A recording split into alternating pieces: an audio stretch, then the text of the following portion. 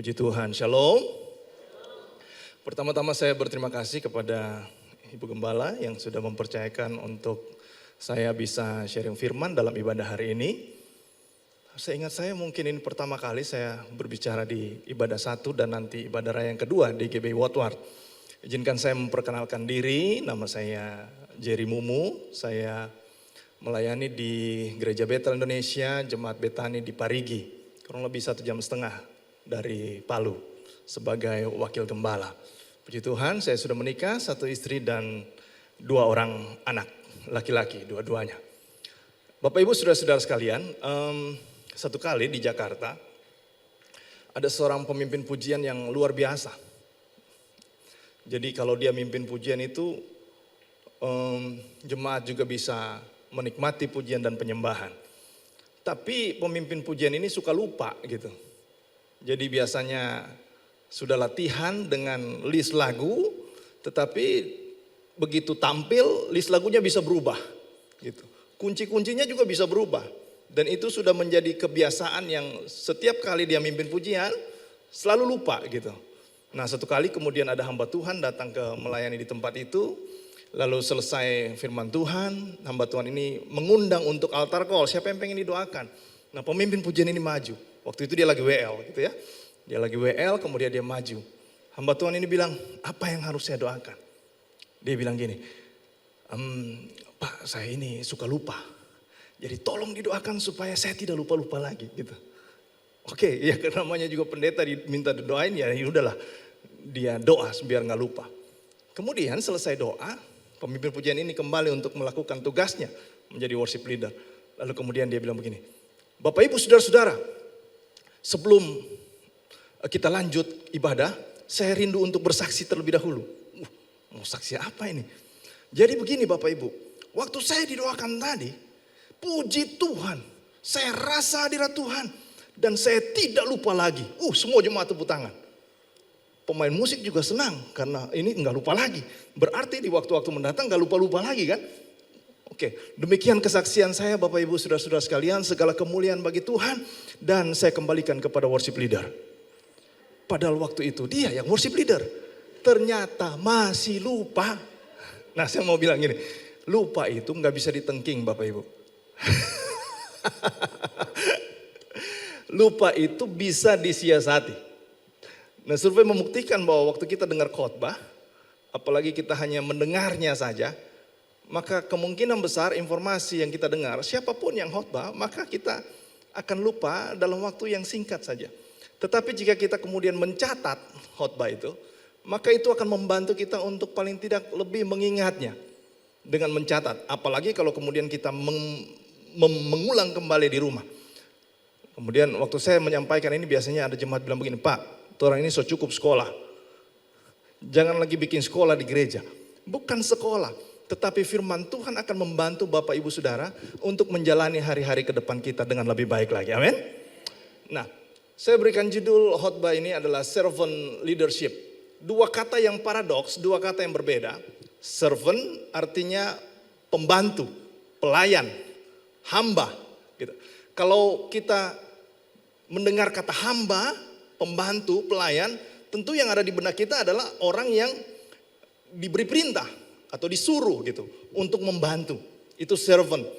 Tetapi kemudian ada kata yang kedua yang sangat paradoks adalah leadership, pemimpin, seorang yang memberi perintah gitu, pimpinan.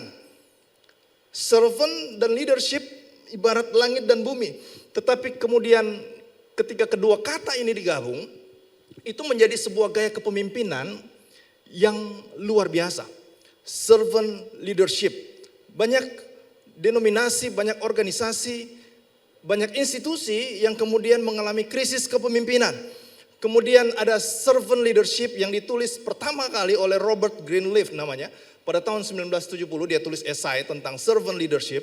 Lalu kemudian esai itu booming, tahun 1977 dibuat sebuah buku dan kemudian banyak orang membeli buku itu dan mempelajari gaya kepemimpinan hamba ini.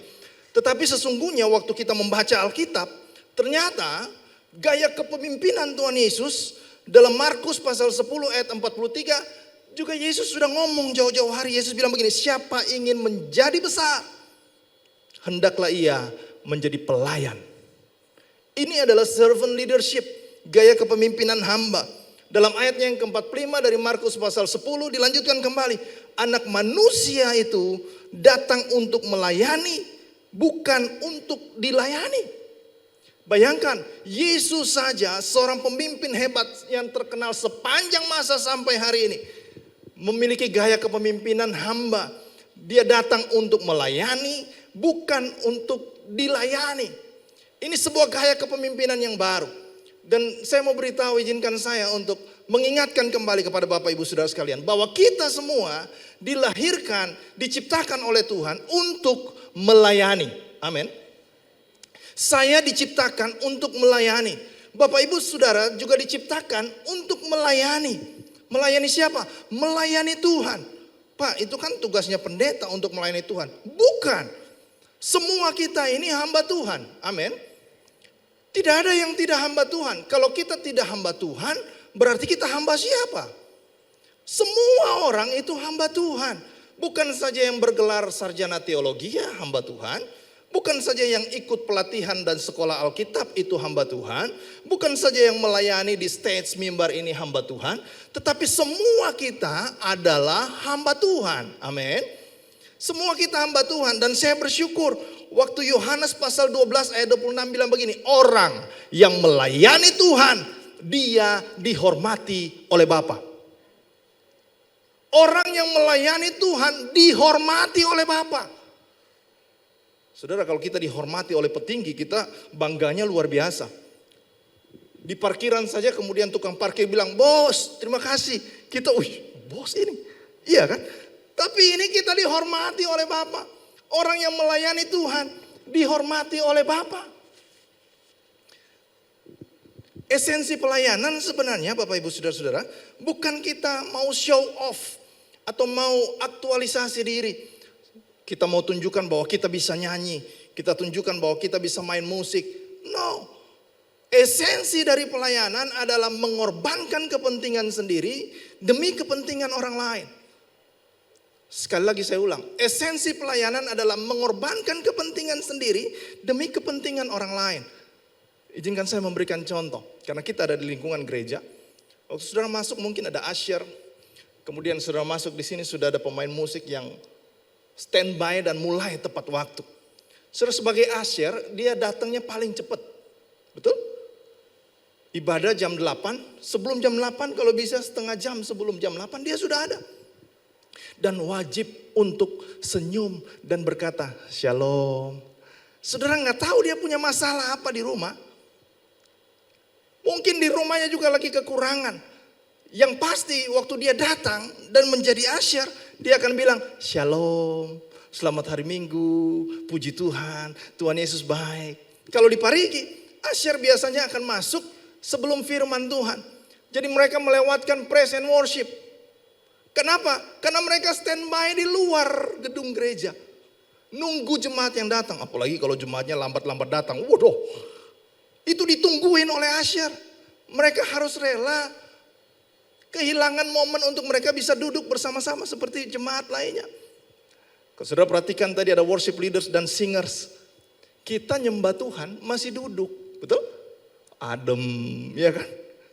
Kau tunjukkan kasih setiamu. Ini singers worship leader dari tadi berdiri terus. Belum kalau ada yang sakit wasir. Itu berdiri lama-lama bahaya. Bisa kambuh wasirnya. Tapi mereka harus berdiri. Melayani. Seorang pengkhotbah juga. Bapak Ibu duduk mendengarkan khotbah. Tapi pengkhotbah gak boleh duduk. Berdiri jalan ke sana kemari. Udah habis khotbah kadang-kadang dibilang. Itu dia khotbah apa itu? Kayaknya gak ada rohnya. Lalu kemudian ketika dibilang, ayo kalau begitu nanti minggu depan Bapak yang khotbah. Oh bukan kita petugas itu. Kita gak bisa. Tapi kalau memberikan kritikan jago. Di sini gak ada. Di Parigi dan Lemusa sana itu banyak. Tapi kalau jemaat Watwar luar biasa. Responnya bagus-bagus. Amin. Melayani esensinya adalah mengorbankan kepentingan sendiri demi kepentingan orang lain. Itu sebabnya orang yang melayani Tuhan, dia dihormati oleh Bapa. Nah, apa saja ciri-ciri dari seorang hamba Tuhan atau orang yang melayani Tuhan? Melayani bisa di berbagai bidang, tidak saja di gereja. Karena kita di gereja, saya berikan contoh pelayanan di gereja. Nah, ciri yang pertama orang yang melayani Tuhan adalah gini. Orang yang melayani Tuhan, satu, dia berdamai dengan Tuhan. Pertama, berdamai dengan Tuhan. Ini penting. Berdamai dengan Tuhan. Saudara, kita tahu bersama bahwa waktu Adam diciptakan sebagai manusia pertama, kemudian diciptakan Hawa untuk menjadi penolong yang sepadan dengan dia. Lalu kemudian mereka jatuh dalam dosa, Kejadian pasal 3. Nah, waktu mereka jatuh dalam dosa, putus koneksinya, hubungannya. Sehingga Tuhan mesti cari mereka, di manakah engkau? Mereka bersembunyi, tapi itu tidak menutupi dosa. Mereka ambil daun pohon ara, kemudian mereka tutupi ketelanjangan mereka, itu pun tidak menutupi dosa. Sebab dosa hanya bisa ditebus dan ditutupi oleh darah anak domba Allah. Dan itu Yesus sudah lakukan di kayu salib. Ada pendamaian, korban pendamaian. Tuhan Yesus harus mati untuk mendamaikan kita dengan Bapa. Kita didamaikan dengan Bapa. Tetapi ciri orang yang berdamai dengan Tuhan ternyata ada. Nah, ada analogi yang bagus sekali. Coba kita buka Alkitab kita dalam Yohanes pasal 10 ayatnya yang keempat. Ini analogi yang baik sekali yang Yesus berikan bagi kita untuk menggambarkan orang yang berdamai dengan Tuhan. Yohanes pasal 10 ayatnya yang keempat. Jika semua dombanya telah dibawa keluar, ia berjalan di depan mereka dan domba-domba itu mengikuti dia. Karena apa? Mereka, nah sama-sama bilang dengan saya, mereka mengenal suaranya. 2, 3. Nah, kalau Bapak Ibu baca perikopnya ini tentang gembala dan domba. Kenapa dipakai analogi gembala dan domba? Atau saya persingkat pertanyaannya, lebih tajam lagi. Kenapa dipakai kata domba untuk menggambarkan orang percaya? Apakah tidak ada binatang lain yang lebih hebat daripada domba? Kenapa mesti domba? Gitu. Enggak singa kayak kan raja hutan gitu kan? Atau yang lebih besar sedikit lah, sapi kah? Tapi kenapa mesti domba? Nah, domba ini kan binatang yang terkenal paling lemah. Kalau bayi domba makan kekenyangan, kemudian dibalik begini, dia nggak bisa balik badannya untuk berdiri kembali. Bisa mati begitu. Dan satu kali seorang profesor, dia melakukan penelitian untuk membedakan antara domba dan kambing. Nah, penelitian ini gini, ada kandang yang berisi kambing, kemudian ada pagar di sekelilingnya. Lalu profesor ini mengikat kulit pisang dengan tali, lalu melemparkannya ke kandang itu. Lalu waktu kambing lihat, wih ada makanan, dia kejar kulit pisangnya, dia lari kejar-kejar, lalu kulit pisangnya ditarik sampai keluar pagar. Kemudian kambingnya tabrak pagar, kambingnya pikir udah ngajar, ngerjain ini. Kali kedua, dilempar lagi kulit pisangnya. Kambingnya lihat, namanya kambing lapar, dikejar lagi kulit pisangnya. Sampai di dekat pagar, kambingnya stop. Dia bilang, saya tahu ini pagar di depan. Kali ketiga dilempar lagi kulit pisangnya. Kambing cuma lihat begini. Prank. Hoax ini. Nggak dikejar lagi. Kemudian profesor ini ambil kulit pisang yang sama. Dia pindah ke kandang domba. Dilempar kulit pisang. Domba lihat ada makanan. Domba datang kejar. Dia tabrak pagar. Waduh. Dikerjain saya. Kali kedua dilempar lagi kulit pisangnya. Domba lihat, domba kejar. Dia tabrak untuk kedua kalinya pagar itu. Kali ketiga kulit pisang yang sama. Domba yang sama. Kemudian apa yang terjadi? Domba itu kejar lagi kulit pisangnya. Dan menabrak kandang pagar yang sama. Dari percobaan ini apa yang bisa saudara simpulkan? Apakah kambing lebih cerdas daripada domba? Bisa jadi. Tapi kenapa kemudian dipakai domba untuk menggambarkan orang percaya? Padahal ini binatang yang lemah, binatang yang gampang ditipu. Bisa jatuh berkali-kali dalam kesalahan yang sama. Look at yourself. Coba lihat dirimu. Bukankah kita juga sama? Seringkali kita udah tahu itu nggak boleh kata firman Tuhan. Tapi kayaknya nggak apa-apa ini. Kayaknya iman kita kuat ini. Kita coba aja. Alkitab bilang begini, domba itu dia mengenal suara gembalanya. Kalau saudara diizinkan ke Israel, saudara bisa tanya kepada gembala-gembala domba. Kenapa dibilang mereka mengenal suaranya? Gembala domba itu bawa tongkat di tangannya. Dan domba ini dibawa ke padang rumput, dibawa ke air yang tenang. Kadang-kadang juga mesti lewat tebing-tebing yang terjal gitu. Dan waktu mereka lewat tebing yang terjal, domba punya penglihatan yang buruk. Itu sebabnya dia tabrak pagar itu. Tetapi dia punya pendengaran yang tajam. Apa yang gembala lakukan supaya dombanya tidak jatuh ke jurang? Gembalanya akan mengetok tongkatnya di batu yang dia lewati. Domba itu dia nggak lihat, tetapi dia dengar suara, kemudian dia ikuti suaranya, sehingga dia nggak jatuh, karena dia ikut, dia dengar suara ketukan dari tongkat gembala. Orang yang berdamai dengan Tuhan harusnya bisa mengenal suara gembalanya, mendengar suara gembalanya. Kita punya penglihatan yang buruk mungkin, tapi kita bisa dengar apa tuntunan Tuhan lewat firman Tuhan. Dalam gereja ini saya percaya juga saudara diberikan tuntunan lewat pemimpin saudara. Lewat firman Tuhan yang disampaikan. Dengar suara gembalamu. Dengarkan tuntunannya supaya kita nggak jatuh. Tapi Pak, saya jatuh, saya hilaf. Saya bersyukur ada perumpamaan yang Yesus berikan tentang domba yang hilang. Gembala punya 100 domba. 99 ekor sampai di kandang dengan selamat. Ada satu yang tergelincir karena mungkin dia nggak dengar suara gembalanya. Tetapi kemudian gembala ini meninggalkan yang 99 di kandang. Dia datang cari satu domba itu. Kemudian dia lihat, oh ada di sana di jurang. Gembala itu turun dan mengambil kembali domba. Digendong dengan bahagia dan sukacita. Dibawa kembali ke kandangnya. Dia sangat bersukacita karena domba hilang itu ditemukan kembali. Seringkali kita pun jatuh dalam dosa yang sama berkali-kali. Tapi dengar firman Tuhan ini. Kasih Tuhan tidak terbatas. Kasih Tuhan besar untuk kita. Waktu kita hilang, waktu kita jauh. Dia datang untuk cari kita. Bawa kita kembali. Didamaikan kembali hubungan kita dengan dia. Orang yang melayani Tuhan harus berdamai dengan Tuhan. Amin. Yang kedua. Orang yang melayani Tuhan, hamba Tuhan, itu mesti berdamai dengan dirinya sendiri. Berdamai dengan diri sendiri. Pak, kok bisa berdamai dengan diri sendiri? Saya menemukan gini, banyak orang, bahkan banyak anak muda, tidak bisa berdamai dengan dirinya sendiri. Dia menjadi musuh terhadap dirinya sendiri. Kenapa bisa? Ya, ketika dia kemudian melihat dirinya dan membandingkan dirinya dengan orang lain. Dia bandingkan diri dengan kelebihan dan kekurangan orang lain. Dia bandingkan dirinya dengan apa yang dimiliki oleh orang lain yang dia tidak punya. Bahkan kemudian bisa lebih fatal lagi ketika dia melihat dirinya kemudian dia komplain dengan penciptanya. Kenapa Tuhan saya dilahirkan di keluarga ini? Kenapa Tuhan saya dilahirkan di kota Palu? Kenapa Tuhan saya dilahirkan dari suku ini?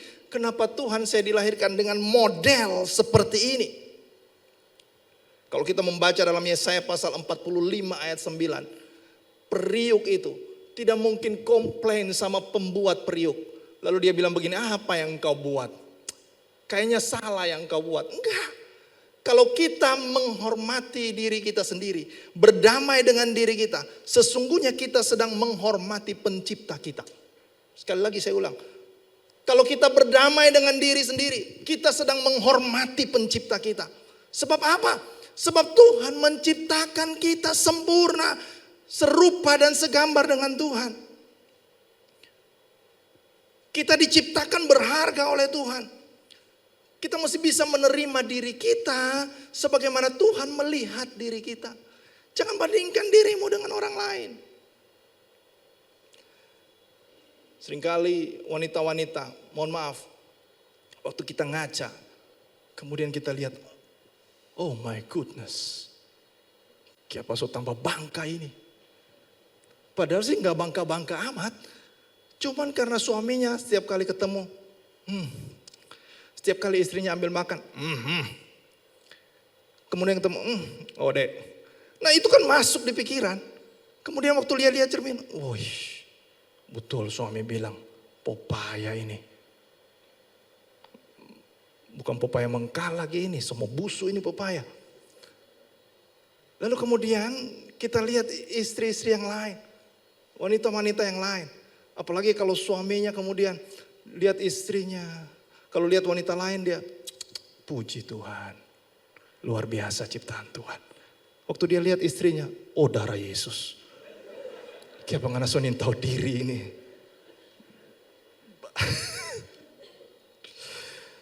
Satu kali istri saya kirimin video. Istri saya kemudian bilang, Solia itu video? Sudah. Jadi apa? Bagaimana itu video? Untuk cantik, mahal harganya. Skincare, kode keras. Kita perlu berdamai dengan diri kita sendiri. Sekali seekor burung gagak, sudah tahu kan burung gagak? Warnanya hitam dan tidak banyak orang yang koleksi burung gagak. Biasanya dukun suka koleksi burung gagak. Tapi karena pesulap merah, dorong sulap pas semua itu burung gagak. Burung gagak ini burung yang terkenal makan bangkai gitu. Bahkan kalau ada burung gagak yang lewat di atas rumah kita sudah bilang, siapa lagi yang mau mati ini? Iya kan? Burung gagak lagi menyanyi, orang bilang siapa mau mati? Bahkan waktu ada orang mati, ini gara-gara itu burung gagak tadi malam itu. Makanya mati orang ini. Enggak ada hubungannya saudara burung gagak dengan orang mati. Nah burung gagak warna hitam, suaranya cempreng. Kemudian waktu dia terbang, dia lihat ada angsa sedang berenang di kolam begitu. Dengan anggunnya. Lalu dia bilang begini, ini burung yang paling indah di dunia. Dia datang sama angsa. Kemudian bilang, angsa, kamu burung yang paling cantik di dunia. Tidak sama dengan diriku. Aku warnanya hitam, kotor. Tapi kamu putih bersih. Orang melihatmu juga orang senang.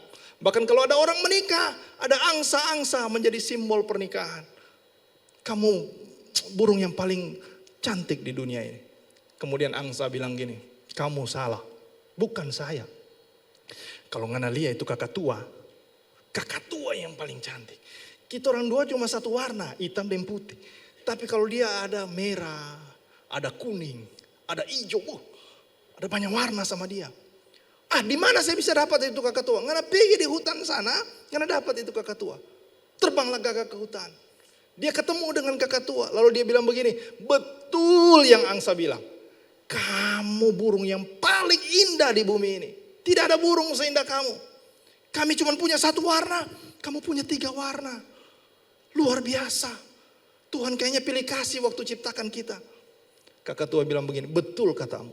Dulu aku pikir aku yang paling indah. Tapi waktu aku lihat ada burung merak. Waktu dia kembangkan ekornya, semua orang kagum. Dan saya ini gak ada apa-apanya. Masih ada burung yang paling indah. Ada, di mana? Pergi di kebun binatang. Ngana lihat di sana. Kakak gagak ini kemudian pergi ke kebun binatang. Kemudian dia lihat banyak orang sedang nonton ini burung merak. Dia buka ekornya. Lalu gagak bilang, benar apa yang dikatakan oleh angsa dan kakak tua. Ini burung yang paling indah. Dia pergi ke burung merak, lalu dia bilang begini, saya baru lihat burung yang paling indah di bumi. Itulah merak. Bulumu indah sekali. Orang semua kagum melihatmu. Saya ini hitam, kotor. Tidak ada orang yang suka sama saya. Merak bilang begini, betul. Tapi justru karena keindahanku lah, aku terkurung di kandang ini. Aku pengen bebas sama seperti kamu, terbang kemana saja kamu mau. Sudah lihat, ketika orang mulai membandingkan dirinya dengan orang lain. Sudah lihat rumput orang lain lebih hijau kelihatannya. Sudah lihat dia kelihatannya happy dan bahagia. Tetapi setiap orang punya problemnya masing-masing. Amin. Punya masalahnya sendiri-sendiri. Saya percaya gini, setiap orang punya tingkat ketajamannya masing-masing. Tajamnya kapak dan tajamnya silet itu beda. Kapak tajam bisa untuk menumbangkan pohon yang besar. Bisa untuk memotong kayu yang keras. Tapi kapak yang tajam itu tidak bisa dipakai untuk mencukur kumis dan jenggot kita, bro. Tidak ada orang simpan kapak di rumah lalu bilang, untuk apa itu kapak? Untuk ini, cukur-cukur jenggot dan kumis. Tidak. Silet tidak bisa dipakai untuk menebang pohon yang besar. Mau sampai kapan terus mau gosok-gosok dengan silet itu? Tetapi silet bisa dipakai untuk mencukur kumis dan jenggot. Tiap orang punya tingkat ketajamannya masing-masing. Tidak bisa dibandingkan dengan orang lain. Tidak semua orang bisa berkhotbah. Tidak semua orang bisa worship leaders atau singers atau main musik. Tetapi semua orang punya tugas dan fungsi masing-masing. Dan tajam di bidang yang Tuhan sudah sediakan untuk dia. Saudara tinggal menemukan itu. Dan melakukannya dengan maksimal. Sebab hanya saudara yang bisa melakukan itu. Orang lain gak bisa. Oleh karena itu stop untuk membandingkan diri kita dengan orang lain. Kalau kita gak bisa jaga hati kita dengan baik, bahaya saudaraku. Amsal 4 ayat 23 bilang, jaga hatimu dengan segala kewaspadaan. Karena dari situlah terpancar kehidupan. Dalam terjemahan bahasa Indonesia masa kini bilang begini. Karena keadaan hatimu akan menentukan arah langkahmu. Kalau saudara lihat status orang lain di media sosial, saudara gak bisa jaga hati, bahaya. Kalau saudara lihat status orang lain kemudian saudara jealous. Kalau lihat story orang lain saudara jealous, unfollow aja. Gak usah dilihatin. Karena kau belum bisa menjaga hatimu. Pendeta-pendeta juga sering begitu. Ketika melihat orang lain update status flight to Jakarta. Khotbah 4 kali ibadah. Itu orang di kampung ini, lihat. Ini minggu dia, Garuda cok. Mantap. Lalu orang cuma lihat jemaat, Pak tolong ya, di sekolah minggu jangan ada pembicara. Jadi Bapak di sekolah minggu aja dulu. Kita lihat kita punya teman, khotbah 4 kali ibadah di gereja besar. Kita di sekolah minggu. Lalu kita bilang, oh Tuhan kapan kita mau naik pesawat. Gak bisa jaga hati, unfollow. Kita lihat ibu-ibu, suami yang luar biasa. I love you babe. Karena dikasih tas baru. Branded lagi. Kemudian kita lihat suami kita, aduh BBM so naik, gajinya naik-naik. Yang kita bawa kemana-mana cuma tas plastik. Bukan tas Hermes. Unfollow. Kalau kita lihat kecantikan dan ketampanan orang lain, kemudian kita jealous, unfollow. Jangan bandingkan dirimu dengan orang lain. Berdamailah dengan dirimu sendiri. Amin. Yang ketiga, yang terakhir. Berdamailah dengan orang lain. Orang yang melayani Tuhan. Yang dipakai Tuhan. Hamba-hamba Tuhan. Berdamai dengan Tuhan. Berdamai dengan diri sendiri. Yang ketiga penting ini. Engkau mesti berdamai dengan orang lain. Orang yang mengasihi Tuhan. Harusnya dia tidak membenci orang lain. Kenapa? Sebab orang itu juga diciptakan oleh Tuhan. Amin. Besarnya cinta kita kepada Tuhan itu akan selalu nampak lewat cinta kita kepada orang lain. Kalau saudara bilang saudara mengasihi Tuhan tapi saudara gak mengasihi orang lain. Mohon maaf, Alkitab jelas-jelas bilang begini, kamu bohong, kamu nipu, omong kosong. Dan Alkitab yang ngomong seperti itu. Dan izinkan saya memberitahu, seringkali kita sakit hatinya bukan dengan orang yang tidak kita kenal. Kalau orang yang tidak kita kenal, kita gak mungkin sakit hati. Paling kita cuman cerita tentang keburukannya tapi gak sakit hati. Misalkan Jokowi buat salah, presiden kita. Kita kan gak kenal sama dia secara pribadi. Kita gak mungkin sakit hati dan kepahitan kemudian datang ke gereja. Aku mengampuni engkau Jokowi. Hubungan apa? Gak ada. Tapi biasanya orang kepahitan dengan orang-orang terdekatnya. Dengan orang-orang di sekelilingnya. Berapa minggu yang lalu, saya pelayanan di Palu. Dan saya bawa keluarga. Biasanya saya bawa keluarga harusnya. Tetapi karena hari ini istri saya lagi pelayanan di Parigi. Anak saya juga lagi pelayanan jadi gak bisa ikut. Waktu itu kita sama-sama satu mobil. Nah di perjalanan sudah masuk Taweli waktu itu. Nah dari Taweli kalau ke Palu itu kan masih butuh waktu yang cukup lama. Jam sudah menunjukkan hampir pukul 12. Sudah mau makan siang. Jadi saya berpikir bahwa harus cepat sampai untuk kita makan. Lalu kemudian ada sebuah kerjaan yang harus saya cek di handphone saya. Karena saya lagi nyetir mobil, dilarang pegang handphone waktu nyetir mobil.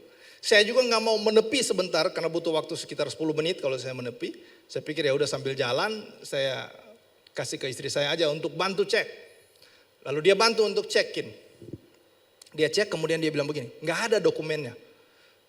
Saya kasih tahu dia, ada, kamu masuk di folder ini, lalu buka, pasti ada. Dia cek lagi, nadanya mulai tinggi, nggak ada. Mungkin kesel juga kali ya karena di mobil kan, nggak ada. Saya bilang ada, nggak ada, nggak ada. Mulai tinggi. Ada, masa gitu aja nggak bisa cek? Lalu saudara tahu apa kata istri saya? Dia bilang gini, kamu ya pendeta ngomong kasar sama istri ya? Saya bilang ada, masa gitu aja nggak bisa cek? Lalu dia langsung naik. Kamu pendeta ngomong kasar sama istri ya? Kalau sama jemaat aja kamu shalom, halo. Cuma istri saya yang berani ngomongin saya begitu. Jemaat juga walaupun orang jengkel sama saya tapi ngomong di belakang nggak dibuka. Tapi cuman istri yang berani ngomong gitu. Saudara kalau perempuan udah ngomong, bapak-bapak mendingan mengalah. Jangan bantah. Tapi saya coba bantah. Saya pikir saya bisa bantah. Saya bilang nggak apa-apa. Semua orang punya kekurangan. Saudara tahu apa jawabnya? Dia kan juga belajar firman. Orang yang kalau dalam hadirat Tuhan, kalau suka ketemu Tuhan, pasti ada perubahan. Saya bilang enggak. Petrus juga kok enggak berubah. Ini so salah ini, jangan saudara ikut. Petrus juga enggak berubah. Hei, Petrus berubah kata dia. Saya bilang tidak. Padahal berubah. Cuma saya kan lagi marah. Gitu. Saya udah enggak tahu, saya bilang tidak berubah. Padahal berubah. Dari yang menyangkal Yesus, takut, jadi berani kan waktu dipenuhi Roh Kudus. Saya bilang tidak. Saya lagi marah. Oke, singkat cerita. Besoknya saya mau pelayanan, mau khotbah. Aduh Tuhan, ini mau khotbah. Ini baru ada marah dengan istri. Jadi sebelum kita menutup hari itu, saya minta maaf. Oke, dia maafkan. Tetapi perempuan kan kalau memberi maaf itu cicil sifatnya. Gitu. Saudara minta maaf, dia nggak langsung tuntas kayak laki-laki. Oke, sih bro, aman. Perempuan tidak, baru 20% itu. 80% masih dia simpan. Besoknya setelah pelayanan pulang sampai di Parigi hari Senin. Ada satu WhatsApp yang masuk dan itu butuh penjelasan.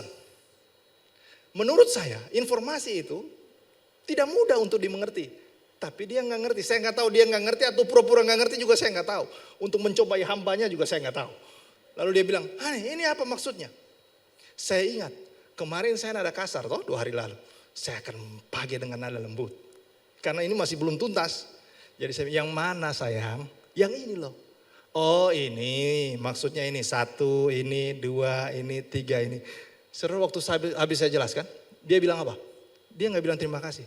Cuman dia bilang begini, saya lihat Kristus dalam diri kamu. Tapi saya tahu itu baru 40%. Malamnya. Dia lagi tidur sama anak-anak, saya pulang rada malam. Saya sampai masuk kamar. Tanpa dia minta, saya pijit kakinya. Bukan ada maksud bapak-bapak, enggak. Pijit kakinya, emang pijit. Lalu dia bangun. Waktu saya pijit, enggak lama juga, enggak sampai sejam. Cuma 1 menitan lah. Waktu saya pijit, dia kemudian bangun. Lalu dia bilang, Hani, saya semakin melihat Kristus dalam diri kamu. Saya bilang ternyata untuk istri lihat Kristus, saudara cuma perlu jadi tukang massage.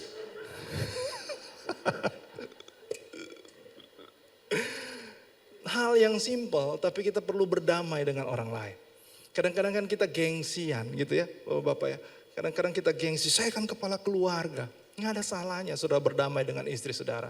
Tidak ada salahnya kita berdamai dengan orang-orang di satu gereja dengan kita dalam ladang pelayanan. Pasti ada gesekan satu dengan yang lain. Tapi hamba Tuhan yang melayani Tuhan, dia berdamai dengan Tuhan, berdamai dengan dirinya sendiri. Dan yang ketiga dia berdamai dengan orang lain. Orang yang melayani Tuhan dihormati oleh Bapa di sorga. Amin buat firman Tuhan.